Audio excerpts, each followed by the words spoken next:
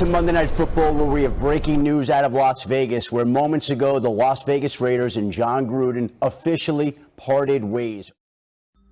Alright guys, this video is going to be highly controversial, and I know I'm going to be receiving a ton of backlash just due to the sensitivity surrounding this topic and by basically picking a side rather than playing the neutral card.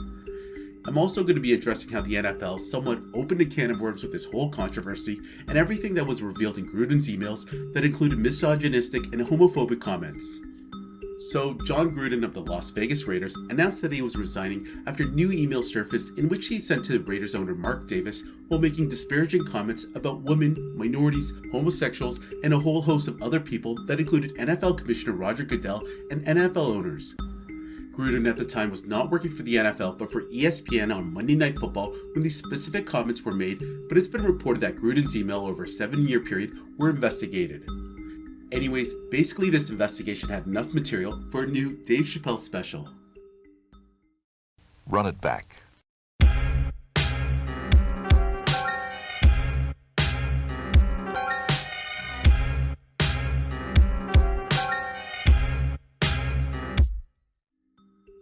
Now, after it came to light on Friday that Jon Gruden had sent a private email to Washington President Bruce Allen that had made disparaging comments about DeMaurice Smith's lips, I thought to myself, was this racist or just someone who was referencing another individual that he wasn't fond of at the time in a negative light? For example, if Gruden had called an NFL owner a fat ass, would he be fatphobic? Or had he referenced a Nation colleague as someone who couldn't drive if his life depended on it, would he be racist towards Asians? I honestly don't know. A lot of times these are jokes and racial stereotypes guys say amongst themselves privately and even seen on comedy specials. So are those people who laugh at all the white, Jewish, Asian, or black jokes all racist too? Like I said, I don't know. It's just a sensitive and gray area. But that being said, I know I've said things like this myself, and I'm sure most of you have also. So saying that, would you be comfortable handing over your email history or cell phone records and uphold yourself to the same level of scrutiny and accountability? Probably not.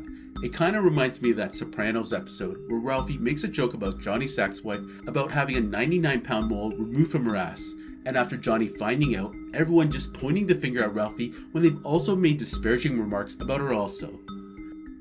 All over a stupid joke. For Christ's sakes!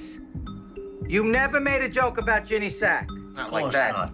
I like a woman you can grab onto something. You grab onto Ginny Sacramone, your fucking hands will disappear. She's so fat, her blood type is ragu. So, some of the details of what Gruden had wrote about aside from DeMaurice Smith were made public on the New York Times. First off, Gruden wasn't too happy about the rise of female referees in the league, nor was he happy about the drafting of gay players. When referring to Goodell during the lockout, he referenced Roger calling him a maggot and a clueless anti-football pussy. He went on to further say that Goodell should have never pressured Jeff Fisher, who was the then coach of the Rams, to draft a queer player in Michael Sam in 2014. Like I said earlier, Gruden basically had a bone to pick with everyone. Anyhow, this brings me back to what Charles Barkley said on NBA on TNT sometime around 2014. What we say in the locker room, and it should always stay in the locker room, I might add that also. But the language we use, first, sometimes it's homophobic, sometimes it's sexist, and a lot of times it's racist. So here's Barkley discussing how things in the locker room should stay in the locker room because players will always use language that is largely deemed racist, sexist, or even homophobic. Now imagine if NFL mic'd up never edited some of the stuff said on the field about that white or female referee or that opposing black coach. Basically, I'm saying there's a lot of stuff said on the field in the heat of the moment, and in the NFL locker room, just picture if we had a mic in there detailing some of the stuff said in there.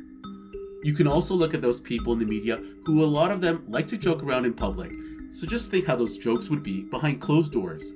And I'm not condemning anyone, but all I'm saying is, if you want to criticize, put your phone out.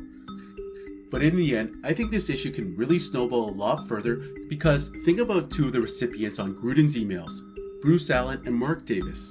Do you honestly think that Gruden said these things to them if he didn't know they weren't okay with the language? So is the NFL now going to open a new investigation into Bruce Allen and Mark Davis's emails? What I'm saying is that the NFL may have opened up a can of worms with this controversy, and I wouldn't be surprised if there are new allegations about another NFL executive or head coach.